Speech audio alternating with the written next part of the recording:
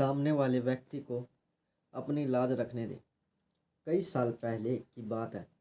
General electric company को Charles स्टीनेज को विभाग प्रमुख के पद से हटाने का संवेदनशील काम करना था।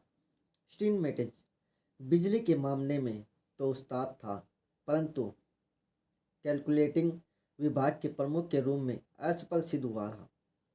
परंतु कंपनी उसे नाराज भी नहीं करना चाहती थी। वह बहुत काम का आदमी था और बहुत संवेदनशील भी, इसलिए उन्होंने उसे एक नया पद दे दिया।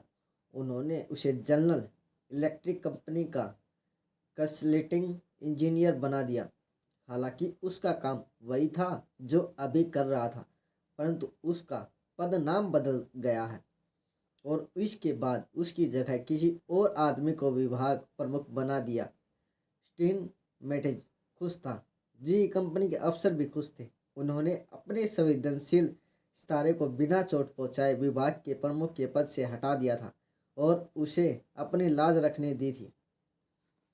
लोगों को अपनी लाज रखने देना, यह कितना कितना अधिक महत्वपूर्ण है और हम में से कितने कम लोग इस बारे में सोचते हैं या इसका ध्यान रखते हैं। हम दूसरों की भावनाओं को अपने कदमों तले रोनते चले जाते हैं, अपनी मनमानी करते हैं, लोगों की गलतियां निकालते हैं, धमकियां देते हैं, दूसरों के सामने अपने बच्चों या कर्मचारी की आलोचना करते हैं और कभी यह सोचते ही नहीं है कि हम उनके आत्मसम्मान को ठेस पहुंचा रहे हैं। अगर हम कुछ मिनट विचार करें तो सामने वाले के नज़रिए को समझने और शांति से बात करने से समस्या सुलझ सकती है। जब हम किसी कर्मचारी को डांट रहे हों या नौकरी से निकालने का अप्रिय काम कर रहे हों तो हमें यह याद रखना चाहिए, कर्मचारियों को नौकरी से निकालने के काम में किसी को मज़ा नहीं आता। नौकरी से हटाए जा रहे कर्मचारी को तो इसमें और भी कम मज़ा आता है।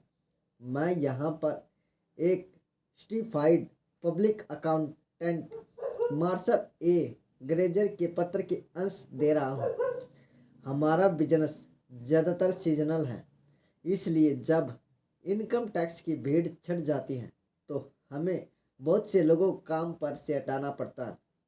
हमारे व्यवसाय में यह कहावत है कि किसी को भी कुल्हाड़ी चलाने में आनंद नहीं आता। परिणाम स्वरूप यह परंपरा विकसित हो गई है कि इस काम को जितनी जल्दी संभव हो कर लिया जाए और आमतौर पर निम्नलिखित तरीके से किया जाए। बैठिए मिस्टर स्मिथ, सीजन खत्म हो गया है और अब हमारे पास आपके लिए कोई काम नहीं है। जाहिर है कि आप भी जानते थे कि आपको इस बिजी सीजन के लिए काम पर रखा गया था, इत्यादि इत्यादि। इन लोगों पर इसका प्रभाव निराशा का होता है और उन्हें लगता है कि उन्हें नीचा दिखाया गया है। इनमें से अधिकांश लोग जिंदगी भर अकाउंटेंट फिर से जुड़े लोग होते हैं और वे ऐसी फर्म के प्रति विशेष अनुग्रह नहीं रखते जो उन्हें इतने सामान्य ढंग से काम से हटा देती है। मैंने हाल ही में फैसला किया कि हमारे सीजनल कर्मचारी को हटाते समय हमें अधिक कूटनीति और बुद्धिमानी का प्रयोग करना चाहिए। इसलिए मैं जाड़े के दौरान हर आदमी के द्वारा दिए किए गए काम पर सावधानीपूर्वक चिंतन करता था और मैं उससे इस तरीके की बात कहता था, मिस्टर स्मिथ, आपका काम सचमुच अच्छा है। वह सचमुच अच्छा है तो जब हमने आपको नेवाक भेजा था तो आपका काम कठिन था। आपने वहाँ पर बहुत ही बढ़िया तरीके से काम किया और अपनी श्रेष्ठता सिद्ध की और हम आपको यह बताना चाहते हैं कि फर्म को आप पर गर्व है। आप में क्षमता और योग्यता है। आप बहुत आगे तक जाएंगे। चाहे आप जहाँ भी काम करें या फर्म पर आप पर भरोसा करती है और आपको छोड़ना नहीं चाहती और हम चाहते हैं कि आप यह बात ना भूलें। परिणाम, लोग नौकरी छूटने के बाद भी अच्छा अनुभव करते हुए जाते थे। उन्हें यह नहीं लगता था कि उन्हें नीचा दिखाया गया है। वे जानते थे कि अगर हमारे पास उनके लिए काम होता तो हम निश्चित रूप से उन्हें नहीं निकालते, और जब हमें उनकी दोबारा जरूरत पड़ती है तो वे हमारे पास व्यक्तिगत प्रेम के साथ आते हैं। हमारे कोर्स के एक सत्र में क्लास के 2 सदस्य चर्चा कर रहे थे। चर्चा का विषय था गलती ढूंढने के नकारात्मक प्रभाव और सामने वाले को लात बचाने का अवसर देने के सकारात्मक प्रभाव। हैरिसबर्ग, पेनिसिल्वेनिया की फ्रेड क्लार्क ने हमारे अपनी कंपनी की एक घटना सुनाई। हमारी कंपनी की एक प्रोडक्शन मीटिंग में वाइस प्रेसिडेंट उत्पादन की प्रक्रिया को लेकर एक सुपरवाइजर से सीधे सीधे सवाल पूछ रहे थे। उनकी आवाज़ का लहजा आक्रामक था और उनका लक्ष्य यह बताना था कि सुपरवाइजर से गलती हुई थी। चूंकि वह अपने समकक्षों के सामने डांट खाने से बचना चाहता था, इसलिए वह सीधे सीधे जवाब नहीं दे रहा था।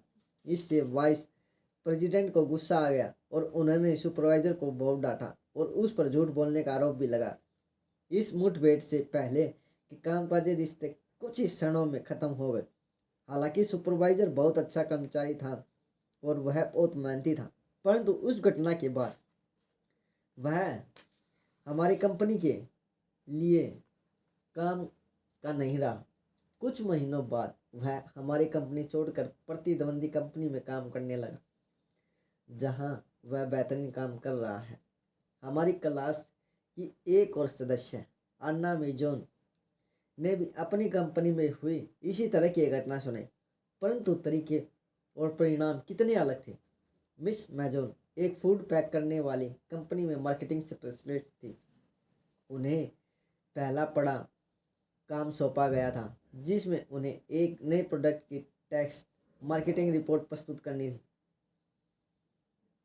उन्होंने क्लास को बताया, जब टेस्ट की रिपोर्ट आई तो मेरे हाथ पैर फूल गए। मैंने योजना बनाने में एक बहुत बड़ी गलती कर दी थी, जिस वजह से मुझे पूरा टेस्ट दोबारा करना होगा। यही नहीं, मेरे पास मीटिंग से पहले यह बात अपने बॉस को बताने का वक्त भी नहीं था, क्योंकि जिस मीटिंग में मुझे रिपोर्ट प्रस्तुत करनी थी वह मीटिंग शुरू ही होने वाली थी। जब मुझसे रिपोर्ट प्रस्तुत करने के लिए कहा गया तो मैं डर के मारे थर थर काँप रही थी। मैंने यह निश्चय किया कि मैं आंसू नहीं बहाऊंगी और लोगों को इस तरह की बात करने का मौका नहीं दूंगी कि और अधिक भावुक होने के कारण मैनेजमेंट का काम अच्छी तरह से नहीं कर सकती। मैंने अपनी रिपोर्ट को संक्षेप में प्रस्तुत किया और यह भी कहा कि मुझसे एक गलती हो गई थी, जिस वजह से मुझे अगली मीटिंग से पहले इस टेस्ट को एक बार फिर करना होगा। मैं बैठ गई और मुझे उम्मीद थी कि मेरे बॉस आग बबूला हो जाएंगे, परंतु इसके बजाय उन्होंने मुझे मेरे काम के लिए धन्यवाद दिया। उन्होंने कहा कि नए प्रोजेक्ट में कोई गलती होना एक आम बात है। उन्होंने यह भी कहा कि उन्हें पूरा विश्वास है कि मैं दोबारा जो टेस्ट करूंगी वह सफल और सही होगा और कंपनी के बहुत काम आएगा। उन्होंने अपने साथियों के सामने मुझे आश्वस्त किया कि उन्हें मुझ पर पूरा भरोसा है। वे जानते हैं कि मैंने अपनी सर्वश्रेष्ठ क्षमता के हिसाब से अपना काम किया है। उन्होंने यह भी कहा कि गलती का कारण यह नहीं था कि मुझ में योग्यता कम थी, बल्कि यह था कि मुझ में अनुभव कम था। मैं मीटिंग से लौटते वक्त 7वें आसमान पर थी और हवा में उड़ रही थी। मैंने यह संकल्प कर लिया था कि मैं अपने इतने अच्छे बॉस को कभी नीचा नहीं देखने दूंगी। चाहे हम सही हो और सामने वाला गलत हो, तो भी हमें उसके अहम को ठेस पहुंचाने का क्या हक है। हम उसे अपनी इज्जत बचाने का मौका क्यों नहीं देते। फ्रांसीसी एविएशन पायनियर और लेखक एंटोनियो द सेंट एग्यूपेरी ने लिखा था, मुझे ऐसी बात कहने या करने का हक नहीं है जो किसी आदमी को उसकी नज़रों में छोटा कर दे। इस बात से कोई फर्क नहीं पड़ता कि मैं उसके बारे में क्या सोचता हूँ, परंतु इस बात से फर्क पड़ता है कि वह अपने बारे में क्या सोचता है। किसी व्यक्ति के आत्मसम्मान को ठेस पहुँचाना बहुत बड़ा अपराध है। एक सच्चा लीडर हमेशा इस सिद्धांत का पालन करेगा, सामने वाले व्यक्ति को अपनी लाज रखने दे,